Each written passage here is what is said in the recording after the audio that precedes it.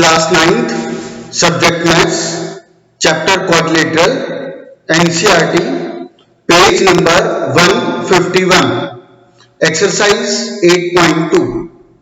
Last class में हमने discuss किया था मिड पॉइंट थ्योरम के। मिड पॉइंट थ्योरम ने बताया था कि अगर एक ट्रायंगल में दो साइड्स के मिड पॉइंट हो तो हमें उसके बाद बोलना होता है bisect the third side and वो parallel to third side and equal to half of it. Mid point theorem चार आइटम पे करती है काम, दो मिड पॉइंट, एक पैरेलल और एक equal to half of it. दो चीज वो हमें देती है कि दो साइड के दो मिड पॉइंट है, बचा वो पैरेलल और equal to half of it वो हमें बोलना होता है with reference of mid point theorem. इसके कन्वर्स की बात की थी और कन्वर्स के ऊपर बेस्ड लास्ट वीडियो में सिर्फ एक ही क्वेश्चन था, नंबर 4। तो जैसा भी हमने डिस्कस किया कि मिड पॉइंट थ्योरम टोटल चार आइटम पे करती है काम, कुछ देगी और कुछ हमें बताना होता है। तो ऐसे ही कन्वर्स भी है, वो भी चार आइटम्स पे करता है बात। उसमें भी कोई दो चीज होगी, बाकी दो हमें बोलना होगा। हमने डिस्कस किया था कि दो में से वो एक मिड पॉइंट देगा और एक ही पैरेलल वाली बात दे देगा। अब बचा क्या, एक और मिड पॉइंट, वो हमें बोलना होता है equal to half of it, वो हमें बोलना होता है।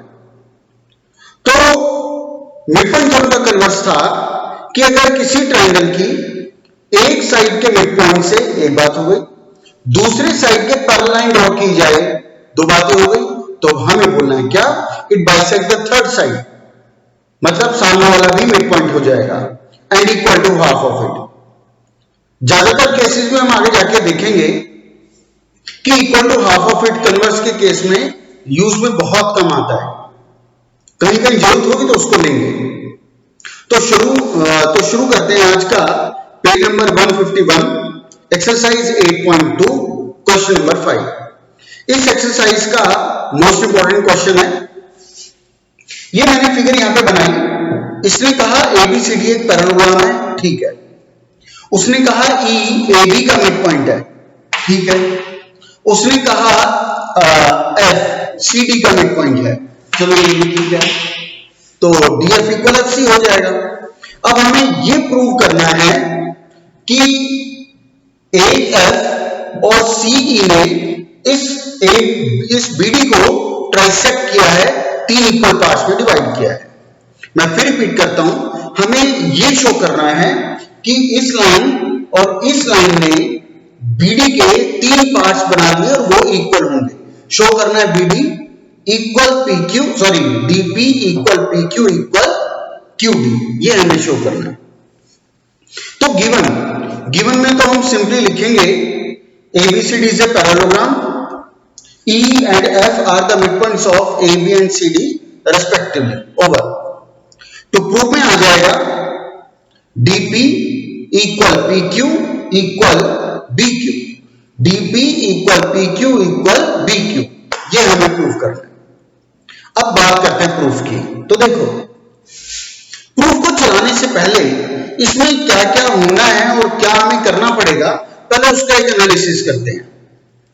यहां पर ये तीन पार्ट्स हमें इक्वल आने हैं और तीनों पार्ट्स एक इंस्टॉलमेंट में एक बार में इक्वल नहीं आ सकते, ये दो बार में आएंगे, एक एक करके आएगा। कैसे? पहले हम BQ को PQ के इक्वल लाएंगे, पहले BQ को PQ के इक्वल करेंगे। कैसे? अब BQ और PQ कौन से ट्रायंगल से बिलोंग करते हैं? Triangle ABP। BQ और PQ ट्रायंगल ABP इससे बिलोंग कर रहे हैं, है ना। अब इसमें हमारे पास क्या क्या तैयारी है? इसमें हमने कहा कि जी इस ट्रायंगल में EAB का मिड पॉइंट है, एक कंडीशन पूरी हो गई। नेक्स्ट, ई तो हमें इसका मिड पॉइंट लाना ही है, ये तो हमें लाना है ना, PQ इक्वल QB। तो इसका मतलब एक बात अब यहां से क्लियर हो गई कि मिड पॉइंट थ्योरम में तो नहीं जाएगा, क्योंकि मिड पॉइंट थ्योरम तो दो मिड पॉइंट की बात करती है। अगर मिड पॉइंट थ्योरम यहां पे अप्लाई होना होता तो जैसे ई मिड पॉइंट है वैसे वो Q को भी PB का मिड पॉइंट कहता, लेकिन Q तो PB का मिड पॉइंट है ही, वो तो हमें लाना है। तो इसलिए हमें यह सर्टिफाई हुआ कि ये मिड पॉइंट थ्योरम पे तो नहीं जाएगा। तो बचा क्या, बचा हमारा converse of mid point theorem. तो उसके लिए देखते हैं क्या क्या तैयारी है, क्योंकि मिड पॉइंट थ्योरम का कन्वर्स एक मिड पॉइंट और एक पैरेलल की बात करता है। एक मिड पॉइंट यहां पर है तो हमने कहा है ट्राइंगल एपीबी, ई एबी का मिड पॉइंट है, एक आइटम पूरी हो गई। ई क्यू पैरेलल एपी अभी नहीं है, ई क्यू पैरेलल एपी, क्योंकि कन्वर्स एक पैरेलल की भी बात करता है। ई क्यू पैरेलल एपी ये भी हमारे पास नहीं है, लेकिन अगर यह होता या हम इसको कर देंगे तो दो आइटम पूरी हो गई, एक मिड पॉइंट हो गया, एक पैरेलल हो गई, तो दो आइटम ये पूरी हो गई। तो फिर इसका कन्वर्स क्या कहता है, it bisect the third side. तो in triangle APB E is the mid point of AB, ये हमें दिया हुआ है, और ई क्यू पैरेलल एपी ये हम अरेंज करेंगे। तो by converse of mid point theorem आगे आ जाएगा Q is the mid point of PB bisect the third side, जो प्रॉपर्टी कहती है। तो उससे आ जाएगा Q is the mid point of PB, मतलब Q B equal P Q. ये हमारा पहला काम हुआ। उसके बाद ऐसे ही हम पी क्यू को डीपी के इक्वल लाएंगे। अब पी क्यू को डीपी के इक्वल लाने के लिए हम देखते हैं ट्राइंगल सी डी क्यू, ये काम यहां करेगा सी डी क्यू। इसमें भी तीन आइटम करेंगे, क्या एफ सी डी का मिड पॉइंट है, एक बात पूरी हो गई। P F parallel C Q, P F parallel C Q ये हम लाके देंगे, उसने नहीं दिया क्योंकि कन्वर्स के लिए पैरेलल भी चाहिए, तो ये इसके पैरेलल हम लाके देंगे, दो बातें पूरी हो गई। तो कन्वर्स क्या कहता है, it bisect the third side. जो मिड पॉइंट से पैरेलल बनेगी वो थर्ड साइड को बाइसेक्ट कर देगी। तो उसके बाद हम बोलेंगे bye converse of mid point theorem DP equal P Q. तो इस तरह से हमारा ये इक्वल ये आ जाएगा। तो टारगेट हमारा फंसा हुआ है केवल एक पॉइंट पर, इसको इसके पैरेलल बोलना। जब ये इसके पैरेलल आ जाएगा तो कन्वर्स की एलिजिबिलिटी जो भी है कम पड़ रही है पैरेलल वाली, वो पूरी हो जाएगी। तो इसको इसके कैसे पैरेलल प्रूव करना है, इसको देखते हैं। हम कहते हैं ए बी सी डी के यहां पैरेलल है, क्यों, क्योंकि पैरेललोग्राम है, अपोजिट साइड पैरेलल होती है। हमने कहा A B parallel C D, also A B equal C D. Parallelogram के अपोजिट साइड इक्वल भी होती है और पैरेलल भी होती है।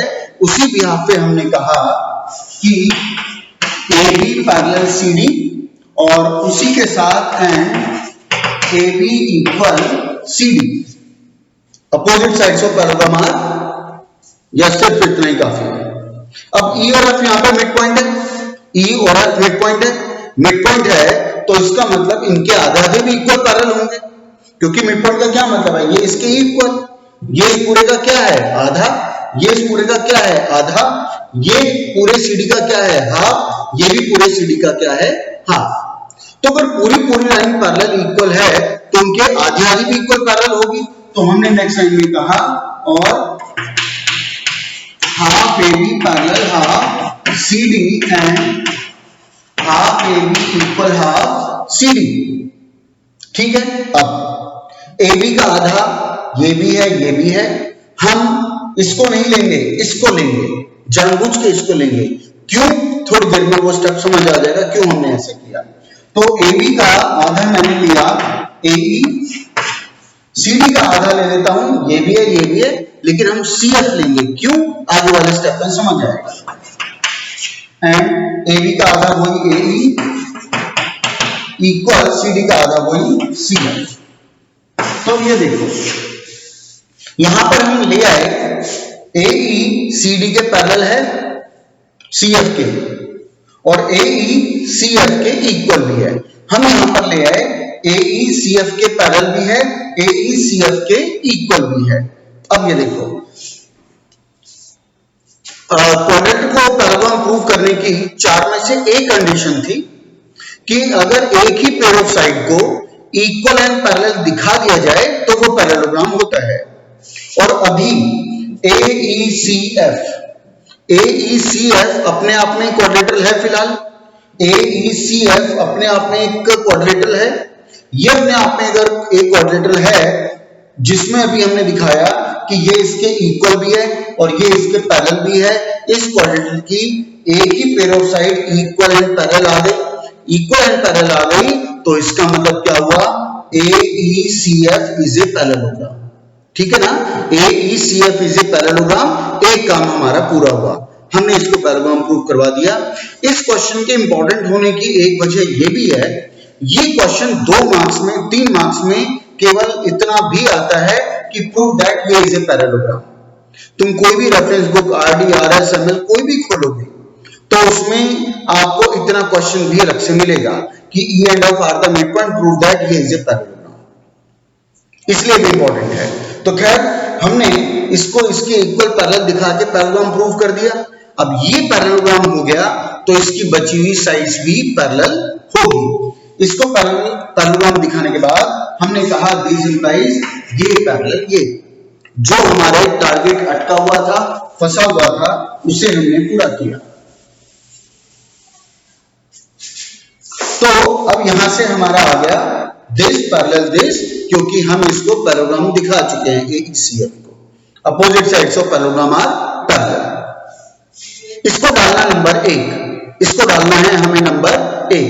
मैं फिर रिपीट करता हूं, जब आप इसका प्रूफ लिखोगे तो शुरू में लिखोगे since ABCD is a parallelogram, reason में given, next time this implies AB parallel CD, उसी लाइन में and AB equal CD, reason आ जाएगा opposite sides of parallelogram.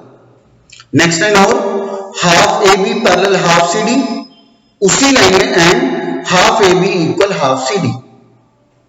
Next line AE parallel CF, उसी लाइन में and AE equal CF, reason दे देंगे because E and F are the mid points. This implies quad AECF is a parallelogram, this implies quad AECF is a parallelogram, reason दे देंगे since a pair of opposite sides are equal and parallel।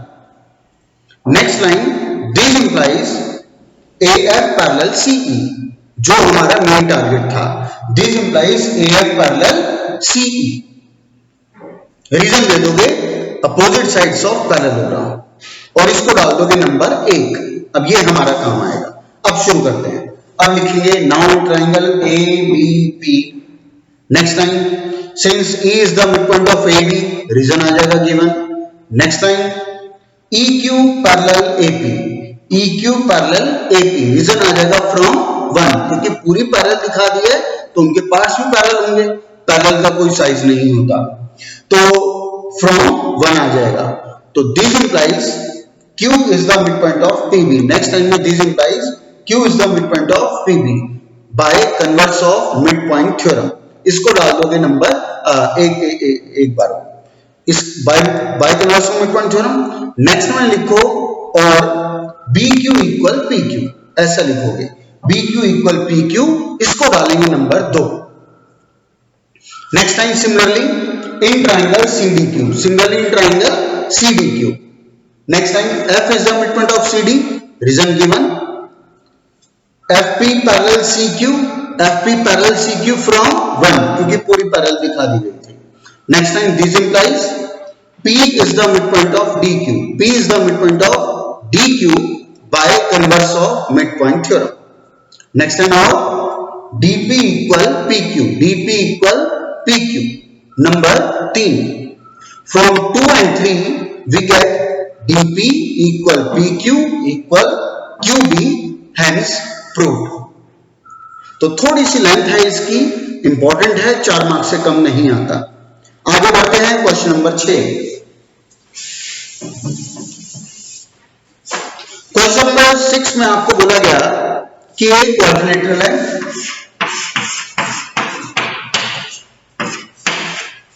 उसके बाद बोला गया the line segment joining the mid points कहां पर है of opposite sides of quadrilateral. कह रहा है क्वाड्रिलेटरल के अपोजिट साइड्स के मिड पॉइंट, AB का E, इसका F, ये मिड पॉइंट ज्वाइन कर दिए, बाकी अपोजिट साइड इसका H और इसका G, इनको भी ज्वाइन कर दिया। इसने कहा जब एक क्वाड्रिलेटरल के अपोजिट साइड्स के मिड पॉइंट्स को आपस में ज्वाइन किया जाता है, मैंने इन अपोजिट साइड्स के मिड पॉइंट EF को ज्वाइन कर दिया, मैंने इन अपोजिट साइड्स के मिड पॉइंट G और H को ज्वाइन कर दिया, तो हमें अब ये प्रूव करना है कि इनके मिड पॉइंट्स को ज्वाइन करके जो ये लाइन सेगमेंट्स बनी है, प्रूव दैट कि आपस में बाइसेक्ट करती है। हमें ये प्रूव करना है ये और ये आपस में बाइसेक्ट करती है। चलो मैं यहां पे ओ डाल देता हूं। इसका मतलब हमें प्रूव करना है GO equal HO and OF equal OE, ऐसा हमें प्रूव करना है। कैसे करें? अब देखो, एक कंस्ट्रक्शन इसमें करनी पड़ेगी। या तो हम AC को ज्वाइन कर दें या हम BD को ज्वाइन कर दें, हमारी मर्जी है, हम जिस मर्जी को ज्वाइन करें। और एक और कंस्ट्रक्शन करनी पड़ेगी, हम EFGH को चारों को ज्वाइन करेंगे। तो कंस्ट्रक्शन में लिखोगे ज्वाइन EFG एंड H। मैंने चारों को ज्वाइन कर दिया।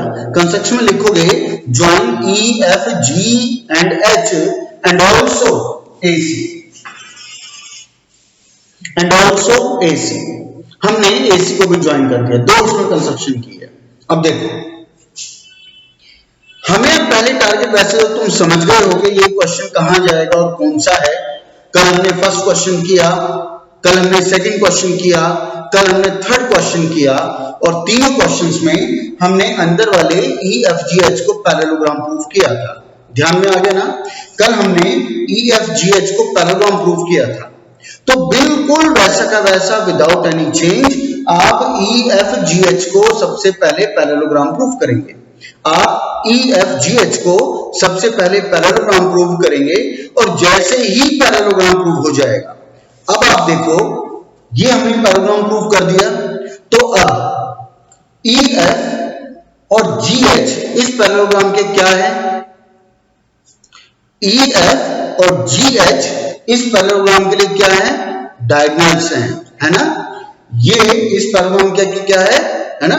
और GH भी क्या है इसका, है ना? और पैरेललोग्राम की ये GH और EF होते हैं, इनका फंक्शन क्या होता है? बाइसेक्ट करते हैं। पैरेललोग्राम की प्रॉपर्टी है कि पैरेललोग्राम के जो डायगोनल्स हैं वो एक दूसरे को बाइसेक्ट करते हैं। तो डायगोनल डिक्लेयर करने के बाद आप लिखोगे this implies GO equal HO और OF equal OE, bisect each other. तो कुल मिला के बहुत आसान क्वेश्चन था। पैरेललोग्राम लाना है, पैरेललोग्राम डिक्लेयर करने के बाद आप इनको डायगोनल डिक्लेयर कर दोगे और वो पैरेललोग्राम में बाइसेक्ट करते हैं, हेंस प्रूफ। तो ये ज्यादा इंपॉर्टेंट क्वेश्चन नहीं है, कभी कभी किसी स्कूल में 2 मार्क्स का आ जाता है, वैसे आने लायक इसमें कुछ है भी नहीं, बहुत रेयर, बहुत कम स्कूल में पूछा जाता है। क्वेश्चन नंबर 7, इससे भी इंपॉर्टेंट मार्क कर लो। क्वेश्चन नंबर 7 है ABC is a right angle at C।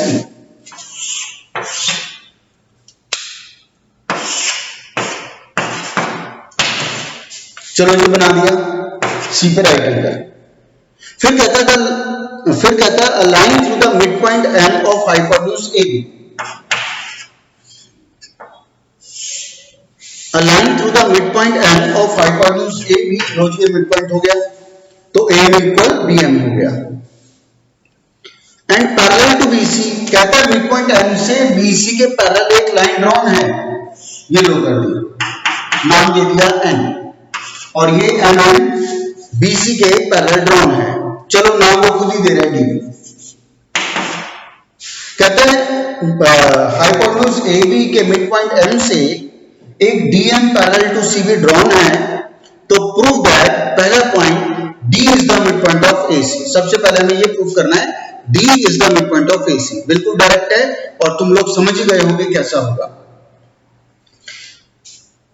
An triangle से मैं सीधा प्रूफ की बात करता हूं क्योंकि समझाने का बिल्कुल इसमें डायरेक्ट है।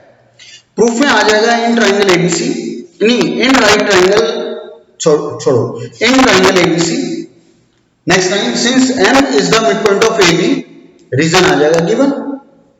Next time DM parallel CB, reason आ जाएगा गिवन, ये भी हमें दिया हुआ है। तो अब देखो ट्राइंगल में एक मिड पॉइंट दिया हुआ है M, दूसरा एक पैरेलल भी दिया हुआ है। तो जब किसी ट्राइंगल में एक मिड पॉइंट हो और एक पैरेलल हो, तो ये बात करता कौन है? मिड पॉइंट या उसका कन्वर्स? बिल्कुल converse of mid point theorem इसी की बात करती है कि जब किसी ट्रायंगल में एक मिड पॉइंट हो और उस मिड पॉइंट के ड्रॉन दूसरी साइड के लाइन पैरेलल ड्रॉन हो तो क्या होता है, it bisect the third side. तो नेक्स्ट लाइन में लिखेंगे this implies D is the midpoint of AC, D is the midpoint of AC, reason आ जाएगा by converse of midpoint theorem, क्योंकि कन्वर्स की दो एलिजिबिलिटी है वो पूरी हो गई। M मिडपॉइंट, उसे मिडपॉइंट चाहिए, M मिडपॉइंट है, उसे DM, उसे एक साइड पैरेलल चाहिए, वो भी इसमें है, तो बस उसके बाद तो हमने बोला it bisect the third side, D is the midpoint of AC, reason में आ गया by converse of midpoint theorem. Next line में लिख देंगे और या also AD equal DC, AD equal DC, क्योंकि मिड पॉइंट आ गया, इसको डाल देना नंबर 1, इसको डालना है नंबर 1। चलो अब हमें प्रूव करना है कि DM AC पर परपेंडिकुलर है, DM AC पर परपेंडिकुलर, अब ये लाना है, बहुत आसान है। पहले अच्छा चलो तुम सोचो DM को AC पे परपेंडिकुलर कैसे प्रूव किया जाए।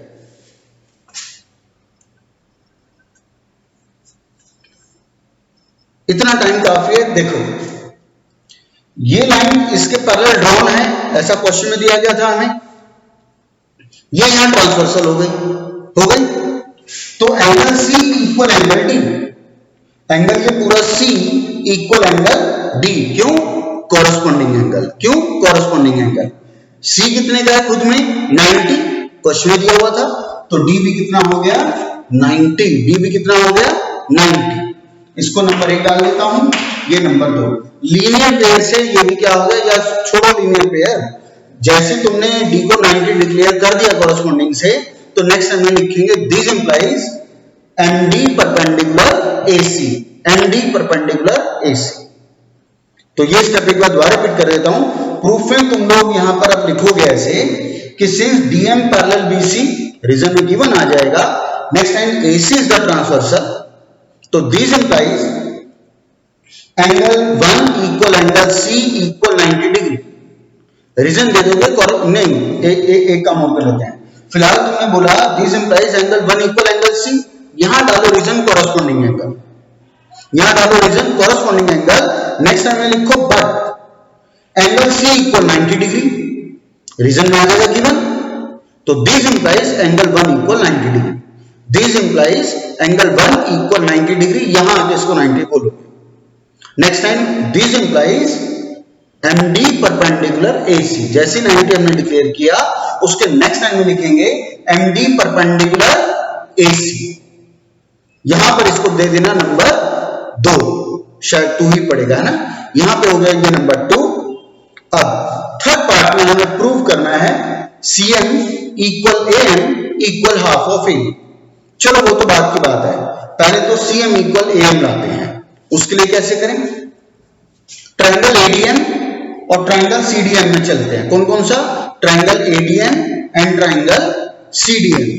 कैसे चलेगा, AD इक्वल CD, क्यों, फ्रॉम 1, नंबर 1 में हम दिखा चुके हैं इसको mid point, AD equal CD from 1, angle 1 equal angle 2 equal 90 from 2, अभी परपेंडिकुलर दिखाया, DM DM ये कॉमन है, ठीक है, 3 आइटम पूरी हो गई, SAS SAS by CPCT AM equal CM, by CPCT AM equal CM, ठीक, बाय CPCT।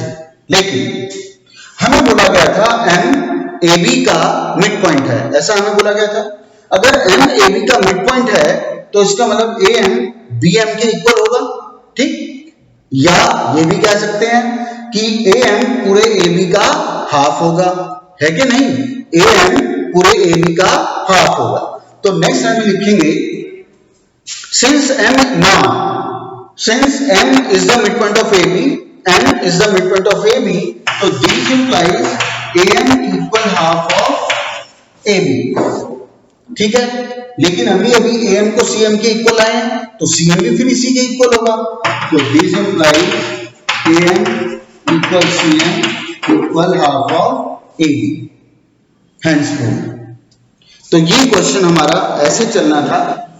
अब तुम्हें एक बात मैं दिलाऊंगा, एक पहला पॉइंट तो ये कि हम जैसे मैं और क्वेश्चन में भी कहता रहा हूं कि माइंड ये मेकअप लेकर के चले कि क्वेश्चन नंबर 7 अगर एग्जाम में आएगा तो हो सकता है वो सीधा थर्ड पार्ट हमें कहे, और थर्ड पार्ट अगर करना है तो इसका मतलब 90 भी अंडरस्टूड हमें लाना पड़ेगा, डी को भी मिड पॉइंट लाना है, ऐसा हमें लेकर के चलना चाहिए। एक बात। दूसरी बात, इस क्वेश्चन को पहचानो, ये क्वेश्चन हमने पहले भी किया है, तो सोचोगे तो तुम्हें ध्यान आएगा ट्रायंगल्स, फर्स्ट एक्सरसाइज का क्वेश्चन नंबर 8, फर्स्ट एक्सरसाइज का क्वेश्चन नंबर 8, ये बिल्कुल वही वाला क्वेश्चन है। वहां पे ये फिगर ऐसे बनी हुई थी, आगे ना क्या, वहां ये ऐसे फिगर बनी हुई थी। वहां पे भी हम जो उसका लास्ट फिफ्थ पार्ट था, वहां पे हम यू लेकर के आए थे कि CM equal half AB, check कर लेना एनसीईआरटी में, वहां पे भी ये लेके आए थे CM इक्वल हाफ AB, तो बिल्कुल वही का वही क्वेश्चन है। तो अगर ये हटा दिया जाए तो ये हो गया, तो बिल्कुल वही है, बस यहां पर ये मिड पॉइंट थ्योरम से हुआ है, वहां टोटली हमने कॉन्ग्रुएंसी से किया था। लेकिन अगर इस वे से करते हैं तो सबसे ज्यादा आसान पड़ता है और उससे बहुत छोटा पड़ता है। आगे चलते हैं, अभी हमारे इसके एक्सरसाइज के सारे क्वेश्चन हुए, अब इसके कुछ अच्छे इंपॉर्टेंट एग्जांपल्स है, अब उनकी बात मैं कर रहा हूं।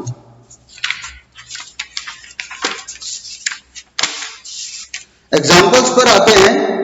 सबसे पहले पेज नंबर 142, पेज नंबर 142 पर एग्जांपल नंबर 3 है, एग्जांपल नंबर 3।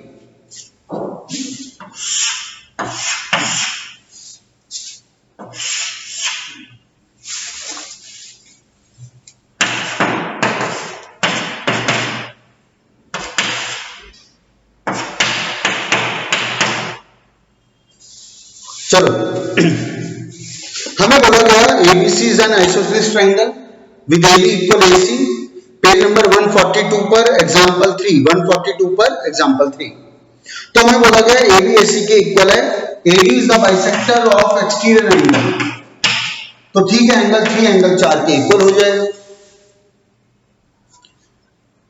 और एक और बात कहता है CD पैरेलल AB, तो यहां तो काफी कुछ दिया हुआ है, ABAC के इक्वल भी दिया हुआ है, 3 4 ये बाइसेक्टर भी दिया हुआ है, CD AB के पैरेलल ये भी दिया हुआ है। प्रूफ करना है एंगल DAC, मतलब ये इक्वल एंगल BCA, मतलब ये, इन दो एंगल्स को इक्वल प्रूफ करना है, और फाइनली ABCD को पैरेलल प्रूफ करना है। तुम्हें याद में दिलाऊं, ऐसा मिलता जुलता क्वेश्चन हम लोगों ने lines and angle chapter number 6 में भी किया है, नहीं ट्रायंगल्स में, ट्रायंगल में ऐसा मिलता जुलता क्वेश्चन एनसीईआरटी के बाहर से किया था। तो देखो, पहले तो हमें एंगल 2 को एंगल 4 के इक्वल लाना होगा, इतना तुम समझ ही गए होगे, ये टाइप ऑफ कुछ ऑल्टरनेट एंगल है, लेकिन क्योंकि ADBC के पैरेलल नहीं है, क्योंकि ADBC के पैरेलल गिवन नहीं है, तो इसलिए इनको एज ए ऑल्टरनेट हम यूज भी नहीं कर सकते। तो कैसे करें, अब देखो, हमें ABAC के इक्वल दिया हुआ है, ये ट्रायंगल ABC है, इसकी अपनी दो साइड इक्वल है, और किसी ट्रायंगल में जब उसकी अपनी दो साइड इक्वल होती है तो उसके अपने अपोजिट एंगल्स भी इक्वल होते हैं। तो हमने कहा एंगल 1 इक्वल एंगल 2, हमने कहा angle 1 equal angle 2, angles opposite to equal sides, इसको यहां ब्लॉक कर देते हैं। नेक्स्ट, ये ट्रायंगल ABC है, ये इसका एक्सटीरियर एंगल है, एक्सटीरियर एंगल है ना। अब ये अगर इसका एक्सटीरियर एंगल है तो मतलब angle 3 plus angle 4 equal 1+2, exterior angle is equal to sum of interior opposite angle. ठीक है, चलो, हमारा मतलब किससे है, हमें 4 और 2 को पकड़ना है, हमें 4 और 2 को इक्वल लाना है, बाकी कोई मतलब के नहीं है। तो देखो, एंगल 3 4 के इक्वल है, बाइसेक्टर का हाउस नहीं, तो अगर मैं 3 की जगह यहां 4 कर दूं तो कोई दिक्कत नहीं होनी चाहिए, इक्वल थे इसलिए हमने रिप्लेस कर दिया।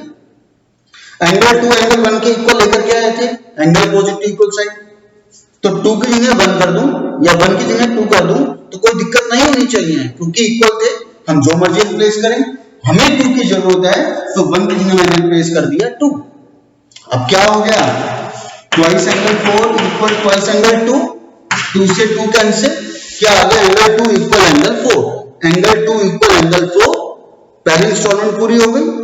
अब बट दीज आर कैसे एंगल, 2 इक्वल 4 हम ले आए अब, बट दीज आर कैसे angle, alternate interior angles, alternate interior angles. तो पकड़ो AD पैरेलल BC, तो पकड़ो AD पैरेलल BC, ठीक है। तो अब ये देखो ABCD के पैरेलल पहले से दिया हुआ था, BC AD के पैरेलल हम लेकर आए हैं, तो this implies quad ABCD is a parallelogram since opposite sides are parallel.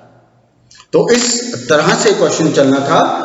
जो मैंने तुम्हें ट्राइंगल्स के लाइंस एंड एंगल का रेफरेंस दिया कि हमने किया हुआ बाहर से, वहां पर हमने इसको पैरेलल प्रूव नहीं किया था, वहां पे हमें बस इसको उसके पैरेलल लेकर के आना था और ऑल्टरनेट दिखा के हमारा वो काम पूरा हो गया था। तो इस तरह से एक क्वेश्चन था। अब चलते हैं एग्जांपल नंबर 4। अब कहां कैसे क्या लिखना है, क्योंकि 100 एग्जांपल है, तो यहां से लिखने का प्रॉपर कहां क्या चीज प्रेजेंट करनी है, कैसे लिखना है, तो वो तुम यहां से इसका रेफरेंस ले सकते हो। अब एग्जांपल 4 भी जब हमने लाइन से एंगल किया था, तो मैंने आरडी से इस क्वेश्चन को रेफरेंस से एक्स्ट्रा क्वेश्चंस में करवाया था।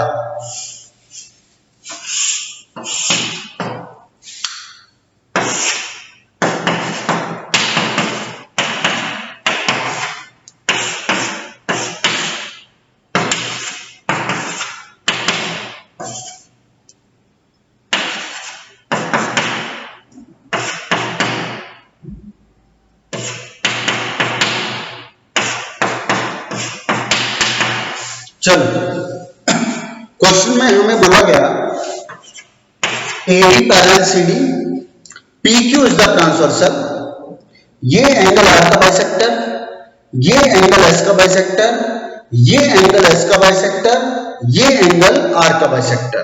मतलब जितने भी इंटीरियर एंगल्स थे, इस इंटीरियर एंगल का बाइसेक्टर, इस इंटीरियर एंगल का बाइसेक्टर, इस इंटीरियर एंगल का बाइसेक्टर, इस इंटीरियर एंगल का बाइसेक्टर, इन सभी चारों इंटीरियर एंगल के बाइसेक्टर ड्रॉ करके जो हमारा RMSN बना, जो हमारा क्वाड्रिलेटरल RMSN बना, इसको पैरेललोग्राम प्रूव करना है। तो वही हम इसमें करेंगे, पैरेलल्स लेकर के आएंगे। कैसे? हमने कहा बिल्कुल वैसे का वैसा चलेगा जैसे हमने लाइन्स एंड एंगल में ऐसे कुछ क्वेश्चन किए थे। हम इसमें लिखेंगे शुरू में, since AB parallel CD, PQ is the transversal, तो this implies ये एंगल इक्वल ये एंगल, ये एंगल इक्वल ये एंगल। क्यों? Corresponding angles. Lines and angle में हम काफी बार, और ट्रायंगल्स में भी हम बहुत बार ये बात रिपीट करते थे, डिस्कस करते थे कि अगर क्वेश्चन में मिड पॉइंट या बाइसेक्टर दिया गया होगा तो वहां पे हाफ या डबल का यूज जरूर आता है। अगर क्वेश्चन में मिड पॉइंट या बाइसेक्टर दिया गया होगा तो वहां पर हाफ या डबल का जरूर यूज आएगा। तो अगर ये पूरे एंगल है तो पूरे में तो हाफ ही लगेगा। तो नेक्स्ट में लिखेंगे हाफ एंगल ये is equal to half angle ये, ठीक है। नेक्स्ट इसका हाफ ले लेते हैं, ये अंदर वाला 1, इसका हाफ ले लेते हैं ये अंदर वाला 2। तो हमने कहा एंगल 1 इक्वल एंगल 2। रीजन दे देंगे बिकॉज ये एंड ये आर द बाइसेक्टर्स, ठीक है, of alternate interior angles. Next time 1 और 2 इक्वल आ गए, बट दीज आर कैसे एंगल? 1 और 2 इक्वल आ गए, बट 1 एंड 2 किस टाइप के एंगल? बिल्कुल ऑल्टरनेट इंटीरियर एंगल्स। तो this implies RM parallel SN, RM parallel SN। इसको डाल दो नंबर 1, एक इंस्टॉलमेंट पूरी। नेक्स्ट, अब इसको इसके पैरेलल लाने का नंबर आ गया, वही का वही काम होगा। अगेन सिमिलरली लिखेंगे AB parallel CD, PQ is the transversal, तो ये एंगल इक्वल ये एंगल। अब दोनों तरफ के ले लेते हैं इस साइड के, ये वाला एंगल इज इक्वल टू ये वाला एंगल। यहां भी बाइसेक्टर थे इनके, तो यहां भी हाफ या डबल होगा। अब ये क्योंकि पूरे एंगल है तो हाफ हाफ लगेगा, हाफ एंगल ये इक्वल हाफ एंगल ये, और हाफ एंगल ये इक्वल हाफ एंगल ये। इसका हाफ ये भी है, हम अंदर आएंगे, अंदर वाला लेंगे, इसका नंबर 3 ले लिया और इसका नंबर 4 ले लिया, तो एंगल 4 इक्वल एंगल 3 आ गया। बट दीज आर ऑल्सो कैसे angle? Alternate interior angles. This implies MS parallel RN, this implies MS parallel RN। ये नंबर 2 में आ गया।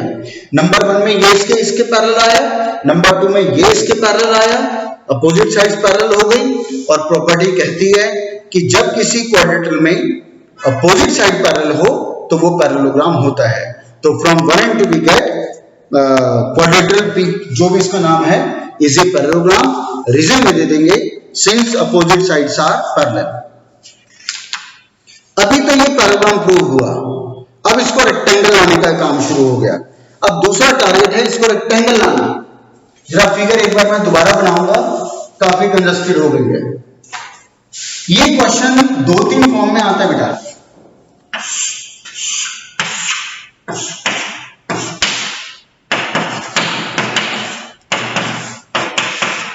या चलो मैं नेमिंग नहीं कर रहा, तुम लोग वैसे समझना। नेमिंग तो हमने पहले की हुई है।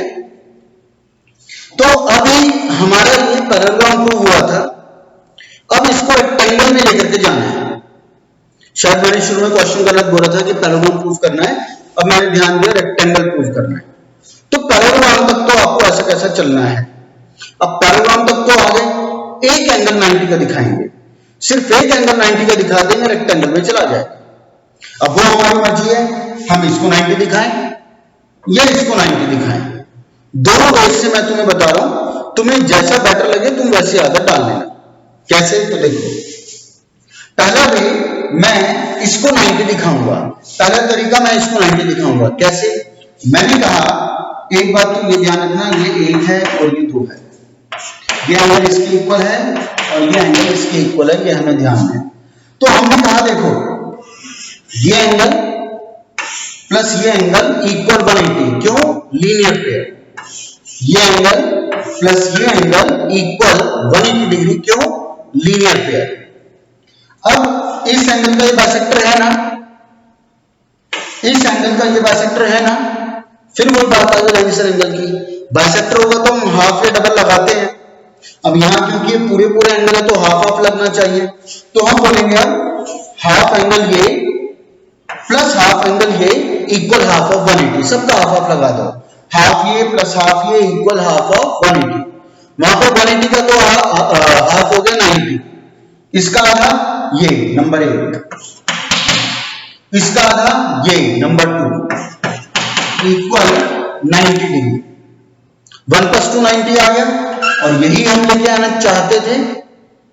पैरेललोग्राम ये हो गया था, इस पैरेललोग्राम का एक एंगल 90 आ गया, तो ये is a rectangle, hence proved. अब अगर इसको 90 में दिखाना तो दूसरा तरीका भी है।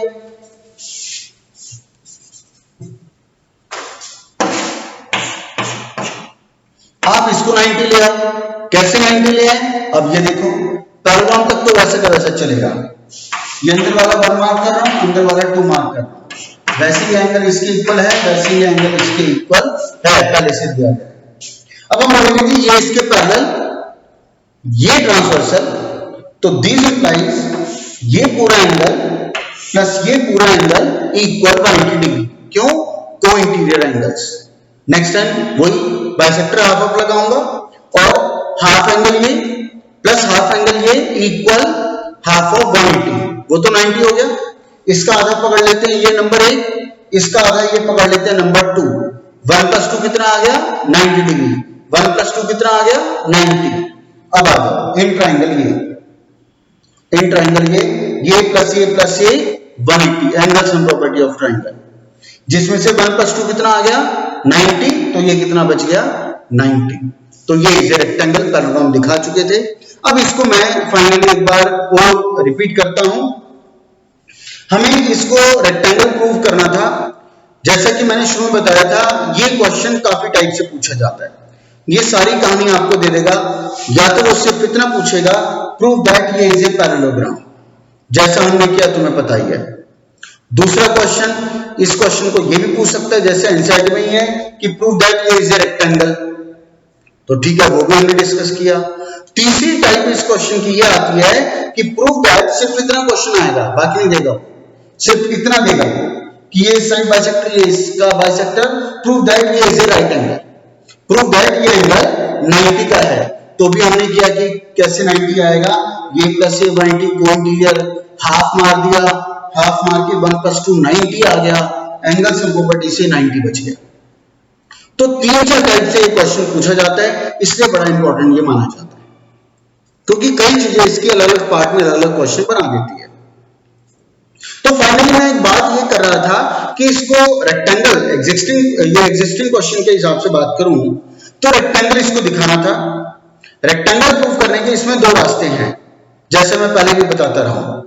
एक तो ये कि आप उसको पैरेलल प्रूव कर दो, पहले पैरेलल प्रूव करके कोई भी एक एंगल 90 दिखा दो, रेक्टेंगल में चला जाएगा। दूसरा तरीका, आप चारों 90 के दिखा दो तो भी रेक्टेंगल में चला जाएगा। तो एक तो पूरा तरीका मैंने डिस्कस कर ही दिया कि पहले इसको कैसे पैरेलल में लेके आए, फिर कैसे 90 दिखाया और वो रेक्टेंगल में चला गया। दूसरा तरीका जो हम बात कर रहे हैं कि चारों 90 दिखा दो, तो वो आप ऐसे कर सकते हो, आप इस एंगल को सिर्फ जैसे मैंने डिस्कस किया था, सिर्फ इसको 90 ले आए, सामने वाले को सिमिलरली लिखो, उसे प्रूव करके दिखाने की जरूरत नहीं है, प्रूव करके दिखाएंगे इसको कैसे 90 आया, सामने वाले को लिखो सिमिलरली ये इक्वल 90 डायरेक्ट, ठीक। अब इसको 90 लाके दिखा दो प्रॉपर तरीके से, जैसा भी मैंने बताया, इसको प्रॉपर तरीके से 90 लाके दिखा दो जैसा भी मैंने बताया, डायरेक्ट इसको लिखो सिमिलरली ये भी 90, इसको लाके दिखाने की जरूरत नहीं है कैसे आया, डायरेक्ट लिखेंगे सिमिलरली ये ऑल्सो 90, चारों 90 हो गए, फ्रॉम 1 2 3 4 वी गेट ये इज ए रेक्टेंगल। तो जहां तक मैं समझता हूं ये खैर ज्यादा छोटा बैठेगा, इसको 90 दिखा के ये सिमिलरली, इसको 90 दिखा के ये सिमिलरली। तो इसके साथ हमारे एक्सरसाइज के 3 क्वेश्चंस हुए हैं, एग्जाम्पल हमारे 2 हुए हैं, एग्जाम्पल 3 एग्जाम्पल 4, टोटल 5 हो गए। ये 5 आपको सॉल्व करके कल शाम तक सबमिट करने हैं। आज की सभा यही समाप्त, धन्यवाद।